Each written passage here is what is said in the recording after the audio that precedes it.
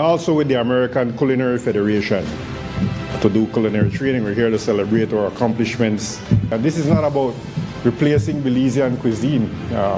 This is about, we want the Belizean cuisine, we want the Belizean richness and diversity, right? So this is about your skills.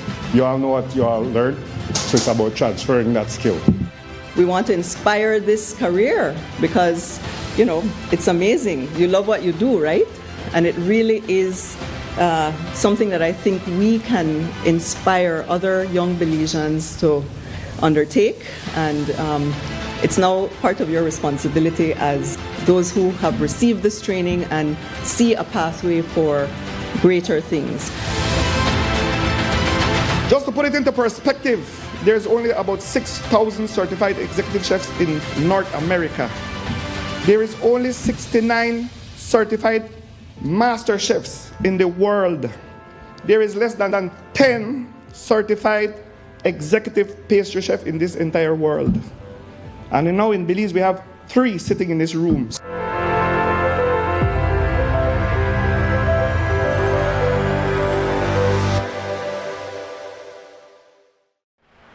There has been some concern recently after a Belize City High School student was diagnosed with tuberculosis. Dr. Melissa Espinosa today explained that while there is stigma surrounding tuberculosis, it is under control in Belize. She added that a very high percentage of residents have been vaccinated against tuberculosis. Tuberculosis is a disease that we have a very strong program that is ongoing. We've had in country a handful of patients annually with tuberculosis, and it's something that still holds a significant stigma to the diagnosis. And I would like to inform the general public that even though tuberculosis is infectious, we do have a vaccine, the BCG vaccine. That's a vaccine that's given on the first week of birth. We have a high rate of uptake of our vaccines. It has traditionally been over 95%. The last year or two post-COVID, it has fallen to about 90% in our country. So the majority of us are vaccinated against tuberculosis with the BCG vaccine.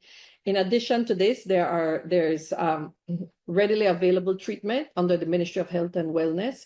Once the person has been diagnosed and somebody has been isolated, we have procedures that we would do, and we would always go into wherever the workplace, the schools, and we would educate the parents, educate the students and teachers, and we do general testing. Many times when you see that we have health fairs at schools or health fairs in different areas, the TB testing for TB is one of the services that we offer. So we always encourage people to get tested, because sometimes you could have what's known as latent TB. So you were exposed and you never showed significant symptoms, but you might still need medication.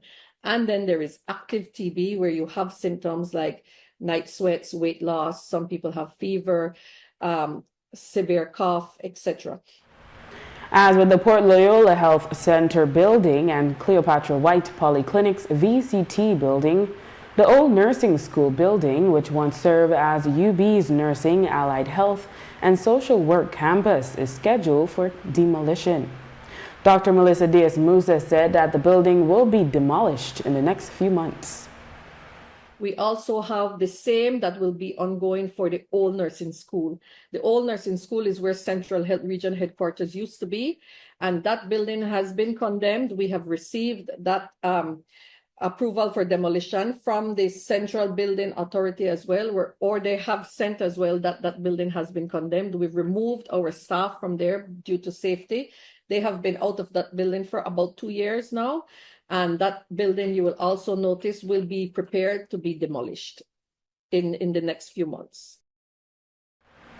On Monday, the NABL announced that Karim Juan had stepped down from his post as operations manager. Today, Juan explained that his involvement with league management was always meant to be temporary. Juan was a past league commissioner, and his experience was beneficial to getting the league up and running before the season started. Juan explained that he is now the head coach of the Cayo Western Ballas. So when the league was getting started, I was asked, I think around mid-January, to come on board with the league to assist with the logistics and preparation to ensure that the league gets started this Friday, February 20th. So I came on as the operations manager to do some of the groundwork in getting up the website, in getting in the team rosters, finalizing the bylaws, working on budgeting and everything for the teams, and ensuring that we had team representation from all the different districts. Well, I think the biggest difference for this season is that the Ministry of Sports have assumed a lot of the financial responsibility to ensure the success of the league.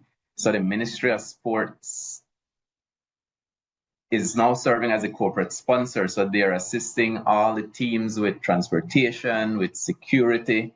They are donating the big $100,000 cash prize. They're helping with in-game entertainment. They're assisting with the advertisement of the games.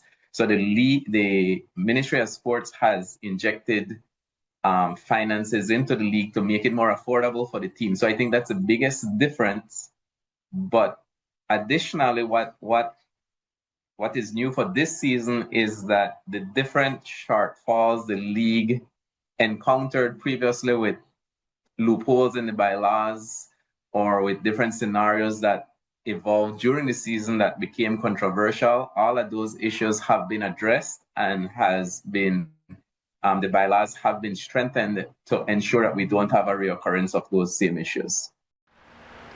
And the Prime Minister, Honorable John Bersenio, has announced the appointment of Dr. Harold A. Young as the country's new United Nations ambassador and permanent representative in Geneva, Switzerland.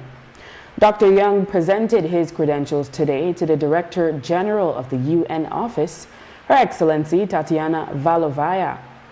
The government press office notes that Dr. Young has held various positions in academia, both in Belize and abroad.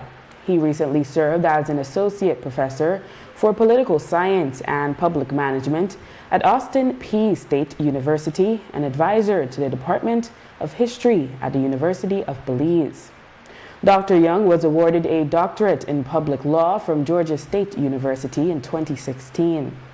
Ambassador Young will also be nominated for accreditation to the World Trade Organization.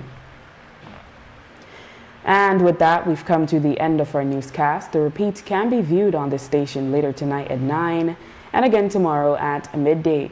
Join us again tomorrow for another edition of the news. And remember, you can always catch up with the day's top stories on our YouTube channel and Facebook page under XTV Belize. And you can watch the evening news live on our XTV BHNI app. I am Drea Espinosa. Have a safe and enjoyable evening.